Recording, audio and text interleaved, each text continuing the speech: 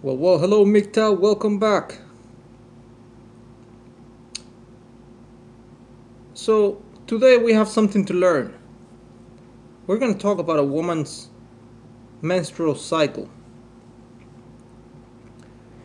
Now, I know what some of you are saying. So, Padre, why you pick this topic? This is kind of gross. It doesn't, you know, we don't have, we don't want anything to do with this. It's not something we want to deal with. All the blood and all the hormones, right? And I think it's important. I think it's important for a man to know what's going on, because again, women, they're a big part of our world. We can't deny that they're here on the planet with us, and they go through this cycle every month, and it affects everything. I mean, it affects their mood, and therefore it affects the decisions that people make in life. And I'm all about learning, and if I can pass on this knowledge to you, all the better. So, a woman's menstrual cycle, very few people know, right? It's all tied to the moon. And I know this sounds ridiculous now, especially coming from a guy that's not superstitiously inclined, but that's just the way it is. It's a natural thing. Every 28 and a quarter days or so, 28 and a quarter, 28 and a third, 28 and a half days, the moon, that is the celestial body that is, that's up in the sky, goes through a cycle, just like the women do. The moon goes through a cycle. It goes from new moon to full moon in 14 days, and then back to new moon. If you observe the night sky, the moon starts, growing very thinly, like a banana, right? And it starts from your, like your right hand, from the right side, and it starts growing and growing and growing and growing until it becomes a full moon 14 days later. And it affects not just women, it affects other mammals as well. And some believe that it has an effect on men, as well as some male animals. I don't know, it's very possible. But then we get the full moon, right? And people say, well, the werewolves come out and they howl. And then the moon starts waning again, right? And it starts becoming a so-called new moon. It doesn't fully disappear from the night sky. It does not disappear from the night sky. But instead, if you look closely, if it's there, it's just not as bright, and you can see it fully. That's why it's called a new moon, and the cycle begins again. And the moon is very interesting because, all kinds of things are tied up to it. As mentioned before, some other mammals, their menstrual cycle is also tied up to the moon. Although there are some marine not marine, there are some terrestrial beings, that have something called, like a menstrual cycle, but they don't really shed the lining of the uterus. I forget what they call that. And then there are some marine mammals, some marine animals that do have a cycle, but it's not tied up directly to this moon cycle. Instead, it's tied up to, or it's linked to the tidal ups and downs, right? With the tides going up or down, they have their periods. And I find this very fascinating, very interesting. that some marine mammals had their cycle with every shifting of the tides. And as some of you know who have studied astrology, astronomy, I haven't had the opportunity to study astronomy as extensively as I would like. But as some of you know, the actual gravitational pull of the moon, right? The actual gravitational pull of the celestial bodies that are close to the Earth. The moon is so close to the Earth, relatively speaking, as opposed to with other celestial bodies. The moon is so close to the Earth that it has a gravitational pull, right? The mass of the moon pulls the water from the oceans, has a gravitational pull. It pulls it, and that's what leads to the shifting of the tides. At least that's what we have believed since the days of Isaac Newton, and the early days of the scientific revolution. Now I'm all about science. I'm not a mystic. So it's all very fascinating, that the women's menstrual cycle is tied up to the moon. Now some deny it. There are some people that deny this, but they have a profit to make. Some big companies, by the turn of the century, they decided that a lot of this ancestral knowledge, right? A lot of this ancient wisdom that was passed down, from indigenous people. By indigenous, I mean, not Indians, but I mean the people that that were local to a region. These companies have tried to do away with all that knowledge. Why? So they can profit off of it. So they can sell incontinence products and whatnot. But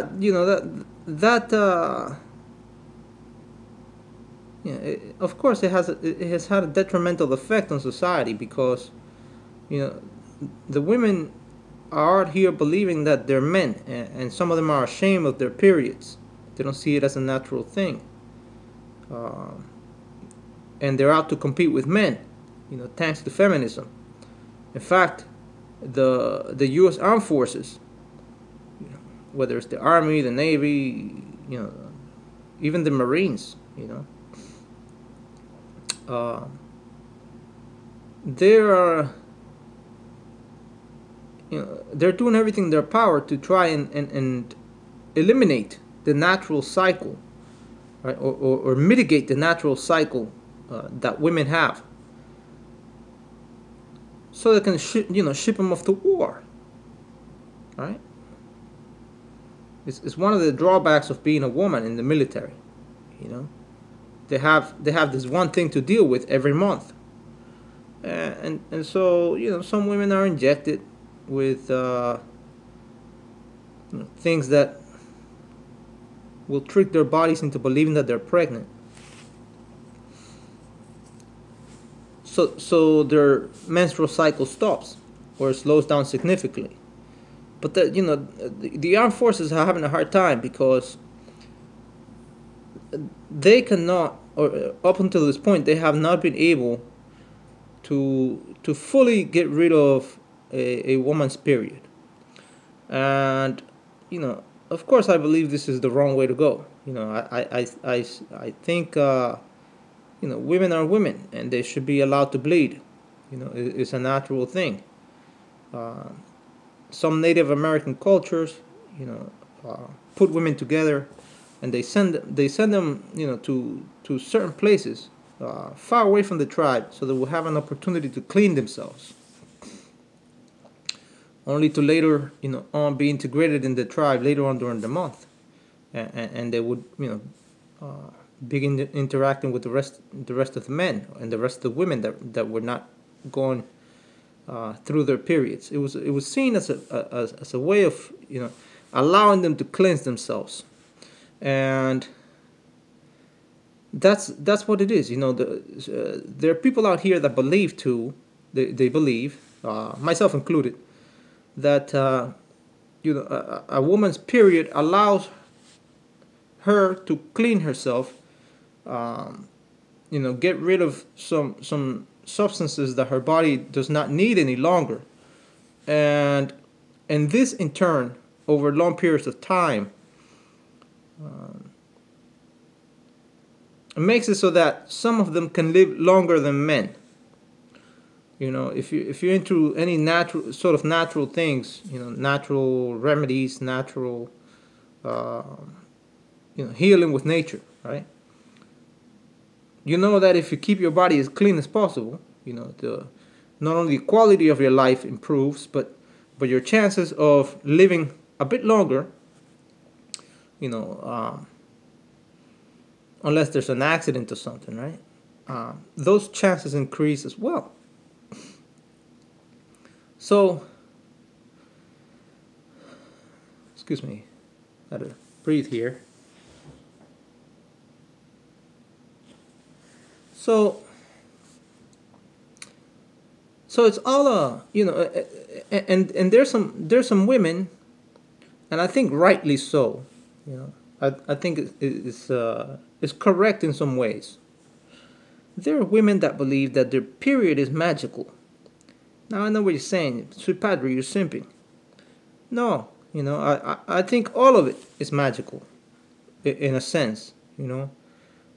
This idea that the moon controls a woman's menstrual cycle, and that she's the bearer of life, she's able to to bring life to the world with the with the interaction of a man, of course. They can't do it on their own. They really can't do it on their own, because pregnancy puts a woman in a situation where she's depending on others. She's depending on the tribe at large. Even in this modern times, post-modern times, post-industrial society, women depend on, unless she really planned ahead. Unless she really put a lot of money to the side and all she did was get a man's sperm and put it in her body. Pregnancy has it has a way of making women a lot more dependent. A lot more dependent on the favors of the people around her, whether it be other men or other women. It really does put her at a disadvantage, when it comes to survival. They cannot survive without us, and we men will not be able to come. Let's just face it. We came to the world through a woman, and if it wasn't for the love and affection of a mother, as well as a father, right? The father that provided all the resources so that we would be able to make it in the world, right? The care and loving affection of a father. We wouldn't be able to be here. Somebody had to love the baby that was just as helpless as the woman at the time of birth. Somebody had to love that child and care for that child and nurture that child. In order to watch it grow, right? And so there's nothing. There's been nothing but a selfless devotion to these helpless human beings, from the part of men, so that we can see them, grow and develop, Uh, it's been a struggle for survival. You know, the species has really been working in connection. You know, men and women have been working in connection with one another in this epic struggle for survival and for reproduction. And it's all been, you know, sad at times. You know, it's been sad that up until this point, at least in my opinion, you know, we've argued so much and we've bickered so much about so many things. But part of it has to do with how this cycle, this natural cycle of you know, self cleaning, affects a woman's mood. You know? And a woman has about 250 times, you know, from age 13 to 33 or so, 35. About 250 times that she goes through this natural cycle. You know, if you do the math, if I did the math correctly, you know, I'm not that big on mathematics. I wish that I would have had more time to delve deeper into numbers. I do love mathematics and the many patterns, you know, the many hidden patterns that are to be found by that most beautiful queen of the sciences, mathematics. But I haven't had the time. It takes time to practice, you know, and it takes time to get to know those patterns, you know, those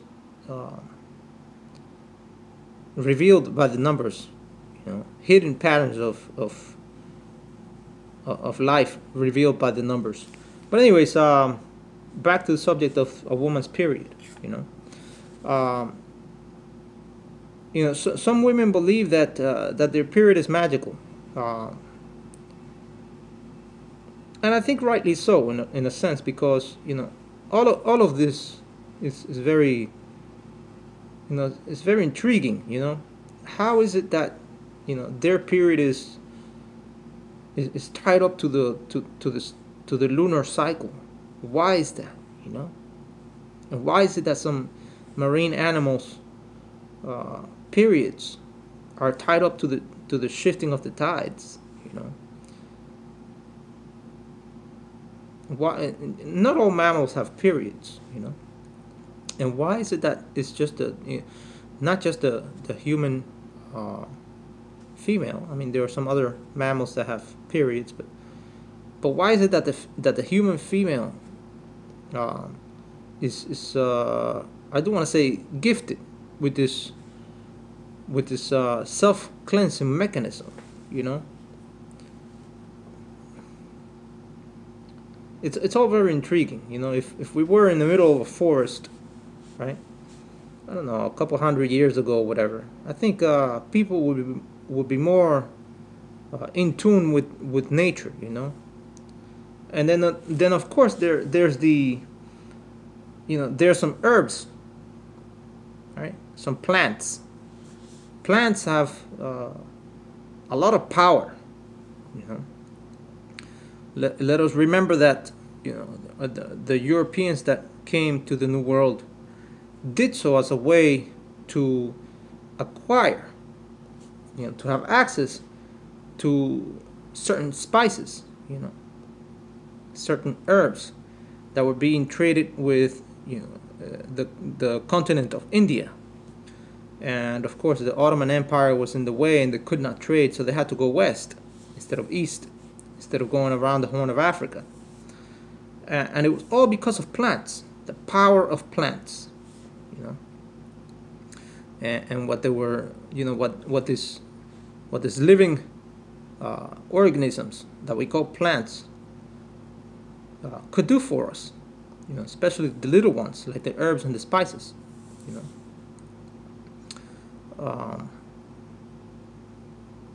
Herbs, of course, being the softer part of a, you know, of a plant, and spices being like the little nuts or whatever, the hard parts.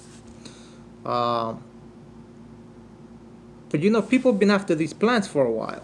You know, they really do have power. They have the power to heal or even to kill us. You know, there are some people that you know, study these plants. You know, and some plants have very toxic chemicals. You know, when ingested, you know, they can kill us right away. So plants are very fascinating, and the fact that there are some uh, plants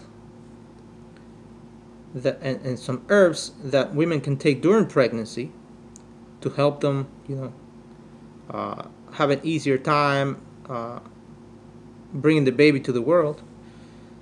And there's some herbs and spices and plants that they should not consume during pregnancy.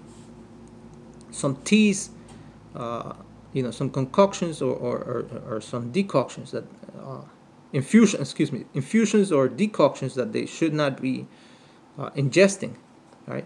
An infusion or decoction is a way of making tea, right? An infusion is when you put the tea bag inside boiling water, right? And you let the flavors kind of diffuse through the water, and then you drink the water. That's an infusion. And a decoction is when you boil, right? Or when you add boiling water, you boil a certain plant like a spice, right? Cinnamon or something like that. Uh, you know, you submerge it in water and you boil it for a while. That's a decoction. So there's these are ways of making tea, and there's some, you know, of course, you know, decoctions used mostly for harder substances like spices, right? Cinnamon, cardamom, um, you know, cloves, that sort of stuff. And an infusion is used for like chamomile, uh, you know, tea leaves like black tea or something like that, green tea leaves, things that are softer, right? So there, you know, some of these plants, women are they should not consume them during pregnancy or during or there are some plants, right? Some teas, the properties of some of these teas that come from plants, uh, that they can consume as a way to ease the you know, period cramps or the you know, the pain that they feel during the menstrual cycle. So it's all very fascinating, you know, the way in which plants are connected to their bodies, you know, and that doesn't affect men. I mean, we don't have periods, at least not, you know, we don't bleed, we don't have ovaries. Uh, you know, the way a man's body works is, you know, you have you know, you use the resources that you take from the environment, right? They come in your body, and and the body, you know, the body produces many other things, but also produces uh, you know, the basic elements of life, right? The sperm that he will end up, you know, injecting in a woman. But the a man's cycle of, and I'm not talking a cycle like a menstrual cycle. I'm talking about the cycle of reproduction in a man is different. You know, it's just a matter of, as far as I'm concerned, it's just a matter of, you know, filling up the ball sack, right? The scrotum, the testicles fill up the this you know, the sac, right? And that is to be, you know, of course, deposited into a a woman, a willing woman at a later period. You know, a time when she's not in the process of shedding uh, the ovaries. You know, and so her mood changes a lot. You know, and because of the period, and I think it has to do with, you know, her feelings of wanting to get rid of something in her body that bothers her. You know, kind of like when you have to use the restroom. You know, number one or number two, you feel an urge, right, to go and use the restroom, and you're not really at your best because of it. You know, and once you relieve yourself, you feel a little bit better. It's the same way with a woman, except she has this extra thing called her period, and she. The first few days of that, they're really tough on her, and then she gets rid of some of that unwanted stuff, right, and that's when her mood begins to kind of change again, and she becomes friendlier again. And if you notice, a lot of women, even their faces break out a little bit during her period, or the days prior to her period, and it's because she's under this additional stress, excuse me. Unless, of course, she gets pregnant, right? She gets pregnant in between, that cycle, then her period stops, So she no longer bleeds for the next 10 months or so. It's not 9 months, it's 10 months if you do the math correctly. 52 weeks. It's 10 months. So there's a lot of misconceptions out here. There's a lot of ignorance out here. And part of it is because a lot of the information has been hidden from companies that have a vested interest in making money out of women's natural cycle. And if you're a woman watching this, I want to let you know, men don't care. We don't care much about whether you have your period or not. We see it as something natural. The majority of us just see it as, okay, well, she's a woman, she's got a period. It's just what it is. We don't see it as something dirty or shameful. But some women have that perception. They have the perception that men think that we're less because we have our periods or this or that or the other. Nothing could be further from the truth. We just see it as something natural. Okay, she's a girl. She bleeds. My sister bleeds. My mother bleeds. So forth and so on. That's what a lot of guys think. In fact, we don't really pay much attention to it because we don't go through it ourselves. Although here's a very interesting phenomenon. All right. When a guy is in close contact with a woman for a while, like they're dating or this and that and the other, and she gets her period, it's very interesting. Very interesting. I don't know why this happens. I don't think anybody knows why this happens. But it's possible that he may experience some of the symptoms that she's undergoing.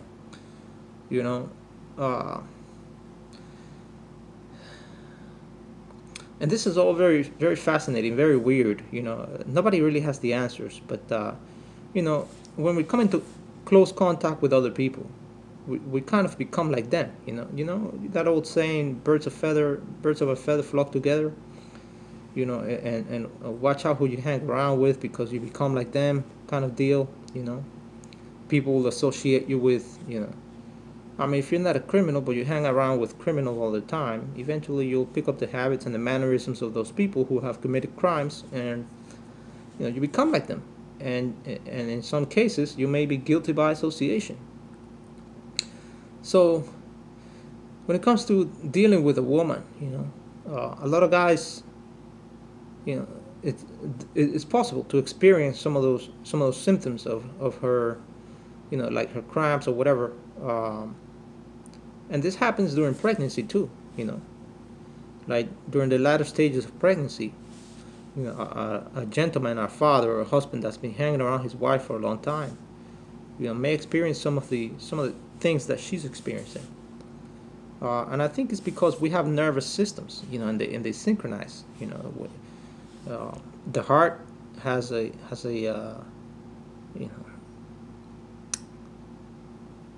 the heart, of course, is not really part of the nervous system. It's part of the circulatory system, but it has a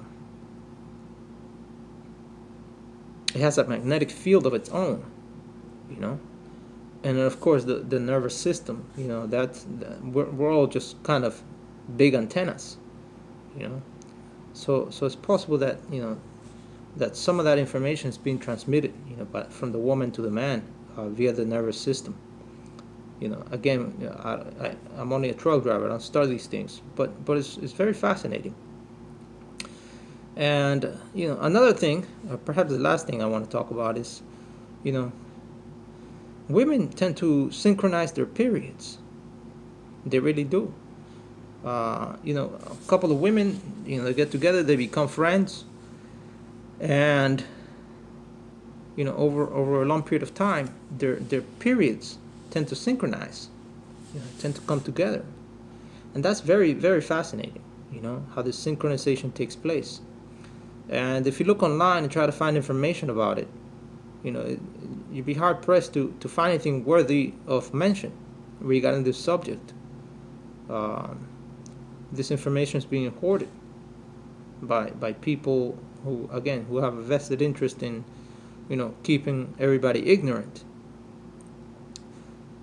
People who should have been studying this phenomenon and you know, bringing it forward so that we can all benefit from having the knowledge of what really happens. You know, what really takes place. Why are things like that? You know, why do women's periods synchronize? You know, why do they get their period at the same time when they've been living together in the same house for a long time? You know, mother and sister or cousins or whatever. They live in the same house, and they started with different dates, but for, you know, for their periods. And you know, a couple of months later, they now get their period at the same time. I think that's very fascinating. You know, very fascinating indeed. So this is what I mean by studying women. You know, like, there's a lot to learn. There really is. Just like there's a lot to learn about us, you know, us men as well. Our world is you know, is full of things to be discovered and to be shared with the world. You know, to be shared with the rest of humanity, so that we can all know, you know, what life is you know, is more about. I think that question kind of, you know, just that one question right there, you know, why do they get their period at the same time when they've been living together for a few months or so? Why is that? You know. So it no longer becomes tied to the cycle of the moon in that sense, you know. It loses the synchronicity that it had initially with the moon. And they still synchronize with the moon in a sense, because they still get their period every 28 and a quarter days or whatever, but they come together with the period of other women too, you know. Very cool, you know, very fascinating.